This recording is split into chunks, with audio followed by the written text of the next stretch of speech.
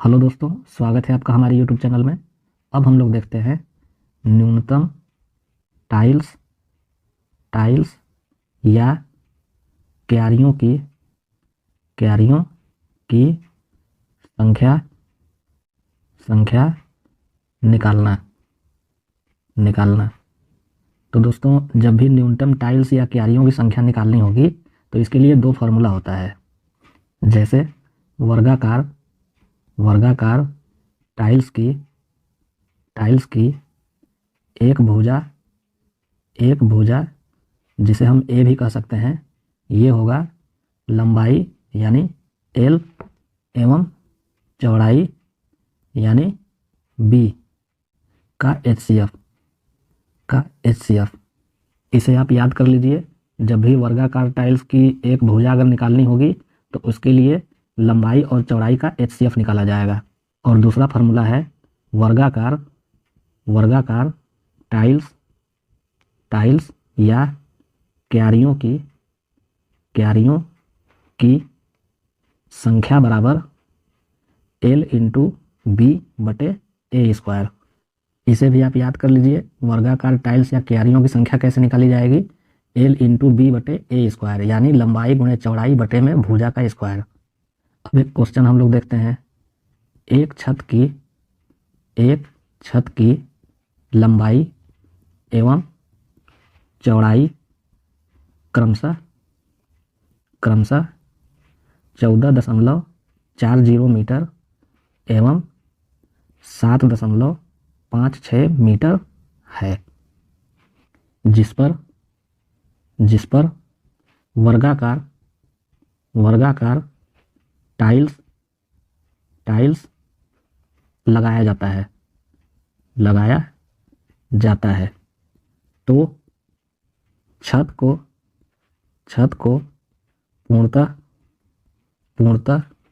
ढकने के लिए कम से कम कितने वर्गाकार टाइल्स की आवश्यकता होगी। तो दोस्तों, इसका हम लोग सॉल्यूशन देखते हैं। अब क्वेश्चन है, एक छत की लंबाई एवं चौड़ाई क्रमशः 14.40 मीटर एवं 7.56 मीटर है, यानी लंबाई 14.4 मीटर है और चौड़ाई 7.56 मीटर है।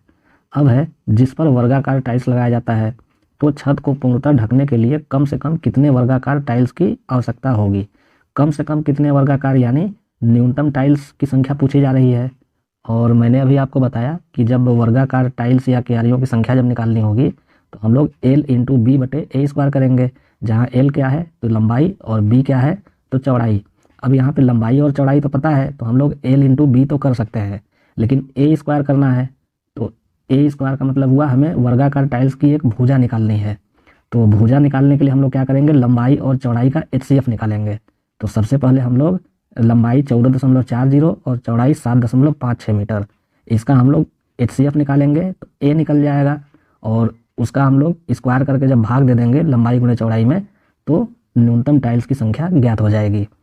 तो 14.40 और 7.56 का सबसे पहले हम लोग एचसीएफ निकालते हैं। तो 14.40 को हम लोग 1440 सेंटीमीटर भी लिख सकते हैं और 7.56 मीटर को हम लोग 756 सेंटीमीटर भी लिख सकते हैं। तो इसका एचसीएफ कितना हो जाएगा, तो एचसीएफ हो जाएगा 36। और ये जो लंबाई और चौड़ाई का एचसीएफ मिला, यानी वर्गाकार टाइल्स की जो भुजा मिली ए, इसका हम लोग स्क्वायर करेंगे और लंबाई और चौड़ाई को गुणा करके उसमें भाग दे देंगे। तो न्यूनतम टाइल्स की जो संख्या हो जाएगी वो हो जाएगा L इंटू बी, यानी 1440 इंटू 756 बटे ए स्क्वायर, यानी 36 इंटू 36। तो ये हो जाएगा 36 चौके 140, 36 दूनी 72, 36 एकम 36।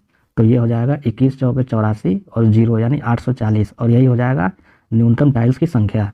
तो दोस्तों, इस टाइप के क्वेश्चन जब भी एग्जामिनेशन में पूछे कि न्यूनतम टाइल्स की संख्या निकालनी है, तो सबसे पहले लंबाई चौड़ाई का हम लोग एचसीएफ निकालेंगे और उस HCF का स्क्वायर करके लंबाई चौड़ाई में भाग दे देंगे गुणा करके।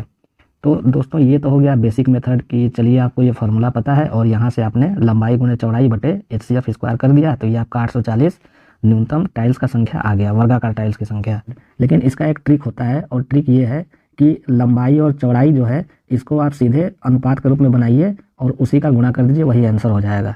जैसे हम लोग सेकेंड मेथड देखते हैं इसका, तो सेकेंड मेथड हो जाएगा, सबसे पहले हम लोग लंबाई लिखते हैं 14.40 मीटर और चौड़ाई लिखते हैं 7.56 मीटर और इसको हम लोग अनुपात के रूप में निकालते हैं। यहाँ दशमलव के बाद 2 अंक है, यहाँ भी दशमलव के बाद 2 अंक है, तो दशमलव दशमलव कैंसिल हो गया, ये हो जाएगा 36 चौके 144 यानी 40 और ये हो जाएगा 36 दूनी 72, 36 से कम 36।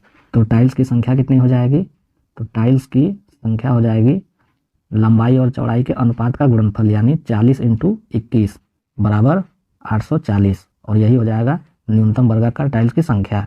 तो दोस्तों इस टाइप के क्वेश्चन जब भी एग्जामिनेशन में पूछे तो या तो आप लंबाई चौड़ाई के गुणनफल में उसका भुजा निकालिए, उसका स्क्वायर करके भाग दे दीजिए तो आंसर हो जाएगा, नहीं तो ट्रिक इसका क्या है कि लंबाई और चौड़ाई का सीधे रेशियो निकालिए और उसका डायरेक्ट गुणा कर दीजिए, वही आंसर हो जाएगा। इसे मैं लिख देता हूँ, वर्गाकार टाइल्स की संख्या बराबर लंबाई यानी L एवं चौड़ाई यानी B के अनुपात का गुणनफल।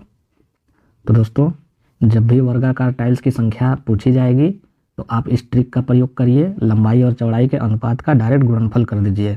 लेकिन मान लीजिए अगर घनों की संख्या पूछी जाएगी तो घनों की संख्या के लिए क्या हो जाएगा? अब घन में तो लंबाई चौड़ाई और ऊंचाई तीनों होगा, तो लंबाई मतलब L, चौड़ाई मतलब B और ऊंचाई मतलब H।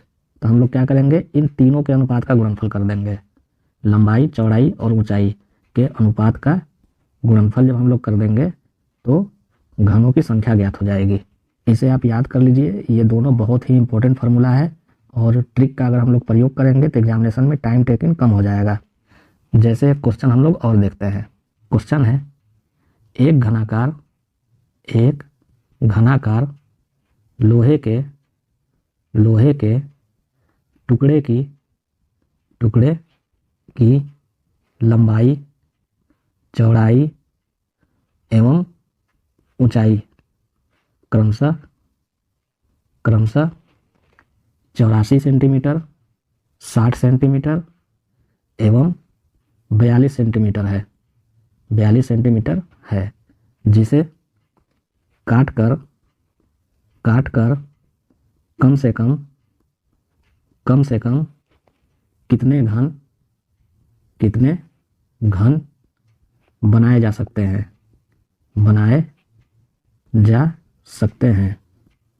तो दोस्तों इसका हम लोग सॉल्यूशन देखते हैं।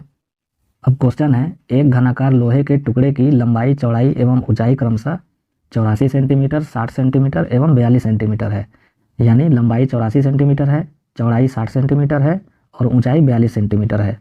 तो अब बताना है कि उसको काट कर कम से कम कितने घन बनाए जा सकते हैं। और अभी मैंने आपको बताया कि जब घनों की संख्या निकालनी होगी तो लंबाई चौड़ाई और ऊंचाई के अनुपात का गुणनफल हम लोग कर देंगे। जैसे वर्गाकार टाइल्स के लिए लंबाई चौड़ाई का अनुपात का गुणनफल कर दिया गया था, अब यहाँ पे घन है तो घन में एक ऊंचाई भी बढ़ जाएगा, तो तीनों के अनुपात का गुणनफल कर देंगे तो हमको डायरेक्ट आंसर प्राप्त हो जाएगा। तो हम लोग सबसे पहले क्या करेंगे, तो हम लोग लंबाई चौड़ाई और ऊंचाई का अनुपात निकालते हैं। तो लंबाई है 84 सेंटीमीटर, चौड़ाई है 60 सेंटीमीटर और ऊंचाई है 42 सेंटीमीटर। अब इसका अनुपात हो जाएगा 6 से डिवाइड हम लोग करते हैं तो 14, 6 दहा में 60 और ये हो जाएगा 6 7 42। तो 14, 10 और 7 ये रेशियो मिला, तो घनों की संख्या हो जाएगी, घनों की संख्या बराबर तीनों के अनुपात का गुणनफल, तो ये हो जाएगा 14 × 10 × 7 बराबर 980 और यही हो जाएगा न्यूनतम घनों की संख्या। तो दोस्तों जब भी घन की संख्या निकालना हो या वर्गाकार टाइल्स की संख्या निकालना हो तो आप सीधे उनके अनुपात का गुणनफल कर दीजिए तो डायरेक्ट आंसर प्राप्त हो जाएगा। दोस्तों आज हम लोगों ने देखा वर्गाकार टाइल्स की संख्या निकालना और घनों की संख्या निकालना। तो दोस्तों आज के टॉपिक में बस इतना ही। अगर आपको हमारे द्वारा पढ़ाया गया टॉपिक पसंद पड़ा हो तो आप हमारे चैनल को लाइक करें, सब्सक्राइब करें और अपने दोस्तों के साथ शेयर करें। धन्यवाद।